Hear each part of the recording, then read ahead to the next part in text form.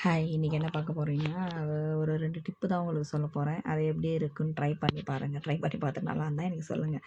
இந்த பண்டிகை காலத்துலலாம் ஒரு மாரி இந்த புரட்டாசி மாதம் சனிக்கிழமை சாமி கும்பிட்டோம்ல, அன்னைக்கு வந்து 4 தேங்காய் உடைச்சோம். அது சும்மா வேஸ்ட்டா வச்சோன்னா, ஊர்லயாச்சும் வெளியில வெயிலுக்கு வச்சா ஓரளவுக்கு காயும். இங்கே வந்து ஒரு மாரி பூஞ்சி அதான் பூஞ்சை பிடிச்ச மாரி ஆயிடுது. அதனால சரி இதெல்லாம் வேலைக்கு ஆகாது அப்படின்னு சொல்லிட்டு எல்லாத்தையும் எடுத்து கட் பண்ணி எடுத்து துருவி டப்பால போட்டு ஃப்ரீசர்ல வச்சுட்டேன். சரி யூஸ் ஆகும்போது எடுத்து போட்டுக்கலாம் அப்படின்ற மாரி.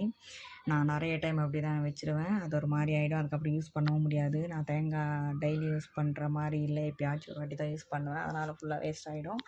அதோட அதுக்கப்புறம் அது எண்ணெய் ஆட்டிட்டு வரத்துக்கும் அந்த அளவுக்கு நல்லா இருக்காது. சரி அதனால் வேலைக்கு ஆகாது அப்படின்னு சொல்லிட்டு ஃபுல்லாக துருவி 2 டப்பால எடுத்து வச்சுட்டேன். இப்போ நல்லா தான் இருக்குது. ஒரு டைம் தான் யூஸ் பண்ணியிருக்கேன். நீங்களும் ட்ரை பண்ணுங்கள் எப்படி வருது அப்படின்னு சொல்லிட்டு. நல்லா இருந்துச்சுன்னா மறக்காமல் கமெண்ட் பண்ணுங்கள். யூஸ் பண்ணி பாருங்கள். இது மாதிரி பண்ணால் கலரும் சேஞ்ச் ஆகுது. நம்ம வேணும் அப்படின்றப்ப எடுத்துக்கலாம். இன்னொன்று வந்து எலுமிச்சக்காய்.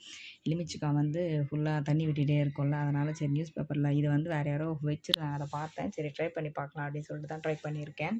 ஃபுல்லாக நியூஸ் பேப்பர் சுற்றி வச்சுட்டு கவரில் போட்டு ஃப்ரிட்ஜில் வச்சுட்டேன்.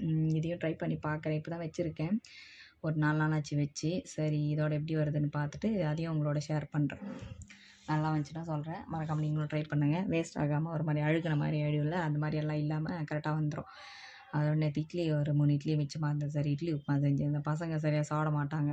அவங்களுக்கு ஃப்ரெஷ்ஷாக தான் பண்ணி கொடுப்பேன். அதனால் இல்லை எலுமிச்சை ஒன்று பிழிஞ்சு புளி சாதம் மாதிரி செஞ்சுருந்தேன்.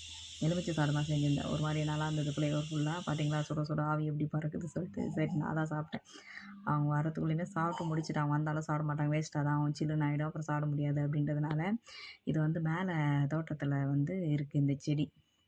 ஒரு மாதிரி டிஃப்ரெண்ட்டாக இருக்குது பார்த்தீங்களா பூ. இந்த பூ தான் அங்கே தான் போய் ஷார்ட் எடுத்திருந்தேன். நல்லா இருந்தது ஒரு மாதிரி பார்க்கறதுக்கு. ஒரு மாதிரி க்ரீன் எல்லோ அதை சுற்றி ரெட்டு ஒரு பூவு. அதோட இன்னொன்று எல்லோ அதோட அந்த ரெட் கலர் வந்து லைனாக வந்த மாதிரி இருந்தது.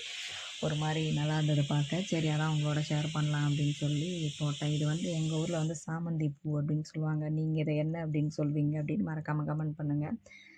அதோட வீடியோஸ் நிறைய பேர் பார்க்குறீங்க, லைக் பண்ண மாட்டீங்க. மறக்காமல் லைக் பண்ணுங்கள். நம்ம சேனலையும் சப்ஸ்கிரைப் பண்ணுங்கள்.